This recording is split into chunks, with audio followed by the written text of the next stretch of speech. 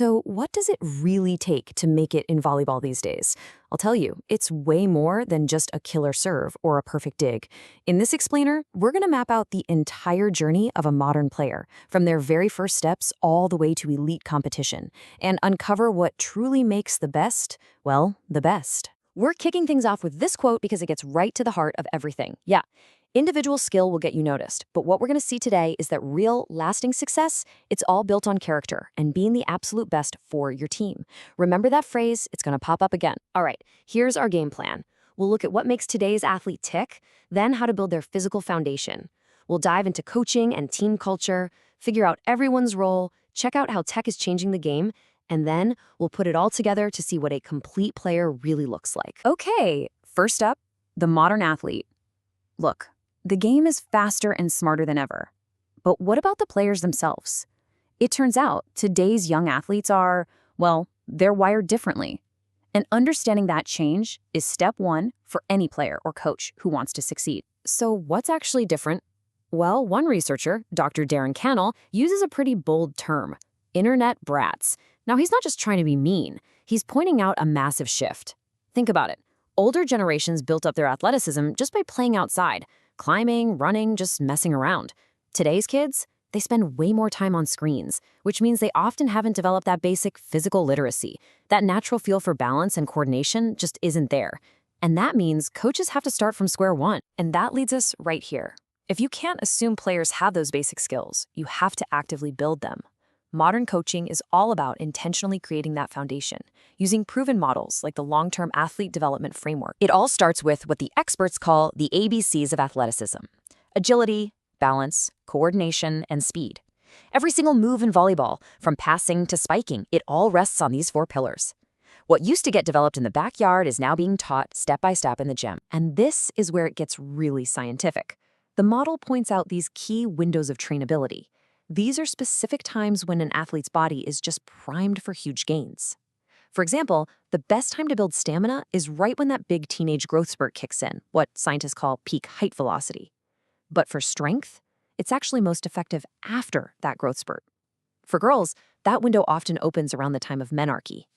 It's not about random training. It's about smart training, timed perfectly to a player's biology. So once you're building that physical foundation, what kind of atmosphere helps it all sink in?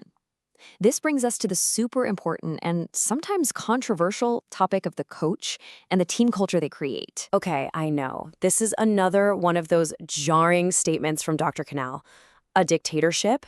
It's designed to make you stop and think, but it's not really about being a tyrant. It's about creating an environment where learning can happen fast and without distractions. But a dictatorship? Really? Why would any coach want that kind of structure?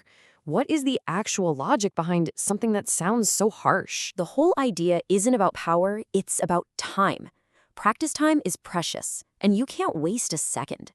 In this model, the coach's voice needs to be the one clear signal that cuts through the noise so everyone stays focused. It's about building discipline and trust. The thinking is simple. First, you learn to do exactly what the coach tells you. Then, once you've proven you can execute, you've earned the right to have an opinion. This whole idea of structure and discipline flows right into our next point: how critical it is for everyone, from the players to the parents, to know their role and, stick to it. And this slide lays it out perfectly. For parents, the job is simple but so important. Be a parent, not a coach. Just cheer. For players, your job is to trust the process and be the best player for the team. And hey, here's a huge tip, especially for tryouts. Be seen. Don't be the one hiding in the back of the line. Be front and center. When the coach asks for a volunteer, your hand should be the first one up. Make eye contact. Hustle for every single ball. That's how you get remembered. You want the ultimate example of a specialized role? Just look at the libero. They wear that different colored jersey for a reason. Their job is so specific and so vital. They're all about defense, passing, and mental toughness. It's less about the glory of a big spike and all about being the calm, communicative anchor of the back row. So we've got the athlete, the training, and the culture all figured out, but there's a brand new player on the court now, and that's technology. AI and data aren't just for nerds in a lab anymore. They are fundamentally changing how this game is played and won. I mean, check this out. This isn't science fiction. A player wears a tiny little sensor, and it tracks every jump, every sprint, every single movement. And all that data gets poured into a dashboard, giving coaches this incredibly detailed, objective look at how hard a player is working. And it goes way deeper. AI video tools are basically a coach's new secret weapon. Sure, they can cut up highlight reels in seconds, but the real magic? They spot things the human eye just can't catch. They can find an opponent's favorite attack pattern, notice a tiny flaw in footwork, or analyze the physics of a jump. It's like having an assistant coach that sees absolutely everything, all at once. And this isn't some far-off future thing. High-level coaches are already using it. Listen to what Florida State coach Brooke Niles says. This tech lets her staff do things that were just impossible before because of the scale. They get crucial insights back faster than any human could manage. In a game of inches and milliseconds, that speed is a massive, massive advantage. All right, let's bring it all home for our final section. Because with all this talk about physical training and high-tech gadgets, it's easy to lose sight of the most important part of the equation, the actual person wearing the jersey. And here is the absolute truth. Physical talent? That's your ticket to the dance. It'll get a coach to look your way, for sure. But it is not what keeps you on the court. It's not what makes you a leader.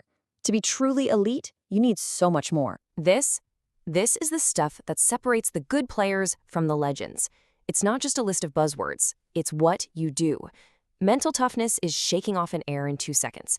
Commitment is being the first one to practice. And character? That's what a coach sees when you volunteer for a boring drill, when you sprint for a ball you have no chance of getting, and when you're the first person to high-five a teammate. That's the player a team can't live without. And this quote just hits the nail right on the head. So much of elite training is boring. It just is. But the best players find a way to make every single minute count. They see every drill, no matter how tedious, as a chance to build not just their skills, but their character. So that leaves us with this final thought. In a world of AI and biometric data, what's going to be the most valuable human skill? As the game gets smarter and more technical, maybe the real winning edge will come from the stuff a sensor can never, ever track. Your heart, your character, and your unbreakable will to be the best for the team. Thanks for joining us.